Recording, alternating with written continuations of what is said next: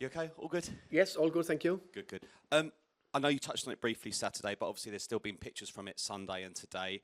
Just on Jed, Mickey, their interaction on the pitch at full time. Was it just purely a sign of frustration rather than anything else? And have you held discussions since about it? Mickey and Jed came into my office yesterday on prompt. Just said they want to say sorry for the situation. They didn't want it to look bad or disrespectful or all kind of perception you can get in this beautiful media world. So that was not the intention at all towards me or the team or the club. They were just frustrated with the performance, the loss, and the booing during the game. Well, Vic, I've seen you at many home and away matches, and you interact with the fans a lot as well, and you stayed on the pitch at full time. What was your thoughts at the end, and have you collectively spoken as a group of players after that defeat? Yeah, of course, we've spoken, and I think probably in some moments during the game probably when we are chasing, we need to be a little bit more cool heads, and probably if we have a little bit more help from some situation coming from the stand, it could be, of course, better, but we cannot control it. So at the end, of course, everyone was disappointed because we had already lost a London derby, so everyone was really frustrated, and we get the reaction of the fans at the end of the game. They can express their pain, and we were, of course, in a big pain situation. So that's across every stadium in the world, in Europe, in the UK. So we get the point. We were just disappointed for the result of the other night. Thomas first. Team news. It looked like we couldn't see Mo, Jed, or Lucas out there. Is that? Yeah, Lucas got concussion, which was probably pretty obvious from the footage. Big praise to the medical team, because it's a tricky situation to be in when it's 2 minutes into a game and everything is on it. So well done to them, because it's the player's health that's the most important thing. Jed and Mo got a knock. They could and should be available for tomorrow. And Vic, just a quick one for you. Just in that moment afterwards on the pitch after the final whistle, it looked like we could see you at one point almost like protecting Lucas. You were pushing him away at one moment and seemed to be doing that to the crowd. I'm just wondering if that was what you were doing, protecting him from something. Yeah, I think in every environment there are very good people and some are bad people. So probably got contact with one bad people. That doesn't necessarily say that everyone is bad people, but there are some bad people in every environment, and I had to protect him because he was a little bit, emotional in that time. I think is part of my little bit experience to do it, and we can discuss inside the dressing room and not do it outside. So that's it. Could I ask a question for both of you to answer, maybe Thomas first and then yourself, Vic? You're struggling at home this season, completely contrasting to the away form, and the home form predates you. I mean, I've just had a look, and in the Premier League at this stadium, Tottenham have lost 40 of 71 games or something like that, which is 41 of 70 games. In Premier League? In the Premier League. Yeah. Do you have any theories as to why it's difficult for the team to play in this stadium, to play at home? And I'd ask the same question afterwards of you, Vic, too. Of course, it's a relatively small sample for me to to look into, if I'm honest. So I think there's first and foremost, we need to work very hard on keep adding performances, keep adding layers, keep improving. Work very hard on the training pitch, in meeting rooms and one-to-one actions, and I see a good improvement in the team in general. Of course, we're coming on the back of a bad performance. There's a big flashing light right now, so everyone have a little bit struggled to look past that and look at some of the very good performance we had this year as well. I also think it's it's fair to say that we coming off the back of in many ways a fantastic season, but also a tough season. And if anyone have said that we now have been 17 points after 10 games, unbeaten in Champions League. I don't know what we are, fifth. It doesn't matter where we are now. It's where we end in the end of the season. Everything's definitely not perfect, but there is a decent foundation, and then it's up to us to add layers. I think everyone would have taken that situation where we are now in terms of 22 defeats last year and finished 17th. And Europa League is fantastic. Wow, but Champions League is different. And then I think I just want to get the point across. I think the fans were fantastic the first 30 minutes of the game Saturday night. I think the noise was incredible, and that carried us forward. It seems there was a little bit of a turning point when we conceded the goal, where we all get a little bit frustrated, which is natural. I think it's more than fair because we are in the performance business, and if we can't deal with the pressure or deal with the negativity or the criticism, we shouldn't sit here. Probably Vic and I, you play a little bit more football than me, but we're in the football world because we love the game, and we love to be part of something, and we love part of the team. We don't, necessarily, it's nice with the big occasions, okay? It's not that, but we play because we love football. And then we've been growing, and then we have the big crowds. I think the fans was fantastic at the first 30. And after the game, if we perform badly, and on top of that lost the game, more than fair enough to boo us. But during the game, we need a little bit of help. And especially when it's not going the right way, they can be the turning point. We were down 1-0, last 15s. Imagine they carry us over the line. We got a little bit unfair 1-1. What a feeling. That point can be the difference in the long season. Yeah, to be fair, I don't know which is the difference is. Probably in football is everything is related to a game that of course we didn't perform at our best, and we lost against a London team, so probably is seen also in a different perspective. But I think we can change things quickly starting from tomorrow, because also our record in European competition playing at home is a big one, is a huge one. I don't remember how many finger crossed games have we didn't lose at home for, I don't know, 19, 18, if I don't get wrong. So we go tomorrow. We have a big opportunity to turn this track in another way. Tomorrow is the best chance to try to do it. Just a very small one, Thomas. If the home form continues to be a bit of an issue, would you consider at all having the team train at the stadium? Some managers do that. I've not known a Tottenham manager do that. Maybe. I haven't thought about it. I'm always listening to good suggestions that maybe. Yeah.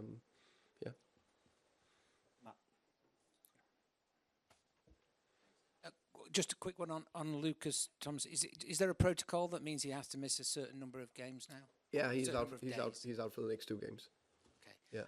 And on home form, do you feel like there is a weight of pressure and expectation with performing for a crowd that demands a certain style of play, or is it more to do with teams that come and set up to frustrate? Yeah, I think there's different types of games. I think sometimes also because everything accumulating or adding a little bit up. So the number of your game, of course, is not a fantastic number, and we haven't won home the last whatever games in the Premier League. Not too many. Completely different games. Some teams are very difficult to play against in that environment. Others a little bit easier. Everything is difficult. But for example, Villa, I think a very good competitive performance. Unfortunately, we lost. We just got on the wrong one, and we could easily have won that 1-0. And I think Saturday night is the accumulation of a lot of things. A big London derby. Always hope we beat them. We haven't won against them for a long time, and we didn't. So that's just added a bit. Hi Thomas. Hi. Just on Van der Ven and Spence, is it case closed in your mind? There won't be any kind of further repercussions from that in terms of selection or anything else, disciplining them? For me? As in it's finished Yeah. from you? Yeah, 100%. I hope it was very clear what I said before. And just, I mean, on the style point, there's a sort of narrative, I think, that, you know, you're a defensive coach, you know, a pragmatist, and, you know, you can tweak things, but maybe not such a front foot coach. Are you surprised about that, given your kind of record with Brentford in your career? I think it all depends on the narrative. Whose narrative? Is that the journalist, or is it I think fans, a few fans? I guess we have quite a few fans out there, so I guess the one who write on social media. I'm not on social media. Very aware that we haven't been free floating in some games. I think there's been definitely moments where it's been quite good. So something we work very hard on every single day. I think it's fair to say that every team I've managed, we've been able to score a lot of goals. Also a Brentford team with, how can you say, less on the paper, lesser players, creating a lot of top goal scorers, and convinced we'll do the same again here. Also think it's fair to say that we are working very hard on it. We are having players that do everything they can to, and it's my job together with the coaches to make sure they hit good relations and good structure and be confident. Thank you. Gentleman in the red, please. Thank you. Good afternoon, Thomas. This is a slightly strange question, but next month the Africa Cup of Nations will take place or begin in Morocco, and unusually it's not one that they wanted to host at that time of the year. They actually wanted to host it in the summer, the European summer. And the end result is, because they did the Club World Cup, which was for the convenience of the few, shall we say, a lot of clubs are going to lose players to the Africa Cup of Nations in this winter. Do you think it is fair that you are affected by this, because you are going to lose at least one player to the Africa Cup of Nations for a month? Is that fair in this context, that Morocco didn't actually want to host it then, they wanted to host it in the summer? I think it is what it is. Like was Club World Cup in the summer, was African Cup of Nations. Most of the times it's been in December, January. We need to deal with it, and we will. So yeah, that's my take on it. Hi, Thomas. You spoke at the start of the conference about this beautiful media world that we live in. You said it with a smile, but I just wondered how you're finding the spotlight at Tottenham and, shall we say, the extreme nature of the reactions to performances. Of course, I sense there is a tiny bit more attention to everything, but that was the one thing I was 1,000% sure of that will happen. That will be different, and everything else been the same. 20 fantastic players and people that want to work in the same direction. Little bit tactical, technical, coaching, all that. This is the biggest difference. Very, very happy I'm not on social media. And the only reason why I sense there can be something with whatever fans or creativity, whatever, is a lot of questions from the press conferences. So, my good friend over here gives me a little bit of input sometimes. So, it is what it is. It's part of it. No problem. Do you, just to follow up on that, do you have to protect your players, especially the younger ones, from getting their heads buried in their phones and social media? I think that's a big. I think it's sometimes I like to speak more about it, how much they do it. I think some of the players are very good at it. Some of them probably could be a little bit better. I think a little bit down to individual. But I also think some of it also, I like to say I'm still young, but it's another generation. I think they deal with it with another way than us. If I should start dealing with it, I think I'll deal with it less good than them. Hi, Thomas. Over here, Thomas. Yeah, hi, Tom. Just back to Jed and Mickey coming in for this meeting. You said that it was unprompted. They did it off their own accord. Yeah. How important was that for you that they came in to say sorry in this particular moment? And can you give us any more sort of detail? How long was the meeting? Did it go on for a little while or what?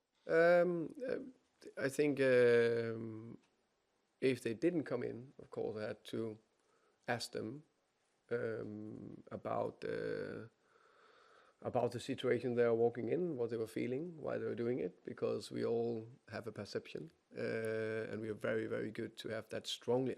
That's because they, whatever, because their mom wasn't well, or they didn't like the head coach, or they were irritated with the performance, or it's because they lost, or whatever. We're very, very good at that. None of us knows. So that would be my first question to them. How were they and why? Of course, I'm happy because I knew the question will come today, that they are coming in, and that means they care.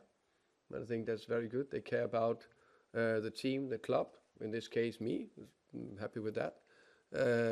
So that was very good. And then we just had a good talk about a lot of things, and like with everything, we'll keep it internally. Like I said to the players, when I've said that before, it will be very, very, very unusual if I ever throw a player under the bus. We're all humans, but I'll always protect them, always.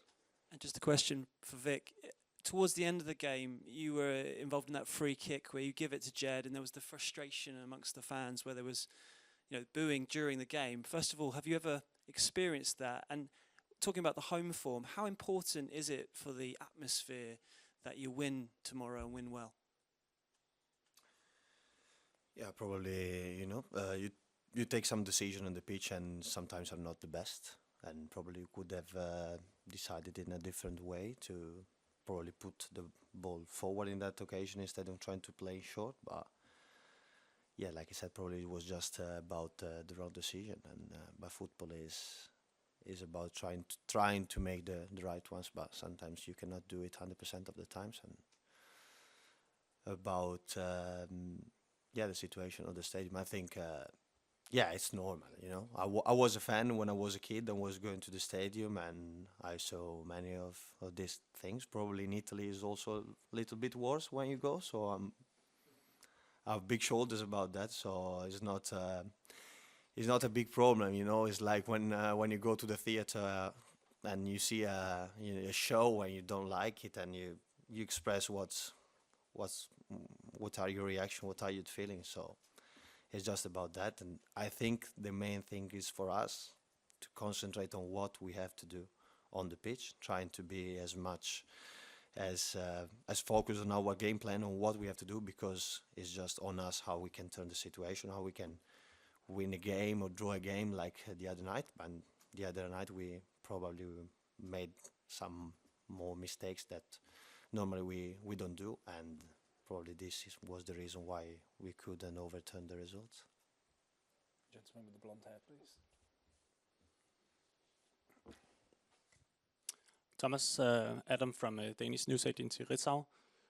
How much do you get to follow the games from the National League from Superligaen? How much have you seen FC Copenhagen this year, and how can you take advantage of the down period they are in at the moment?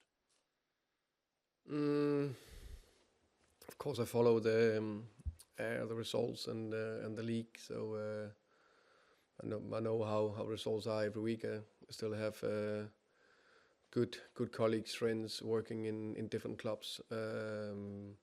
Knowing obviously also a lot of people in Copenhagen. So I know, of course, Copenhagen is not in their best place, but it's a very good team. They have very good European experience.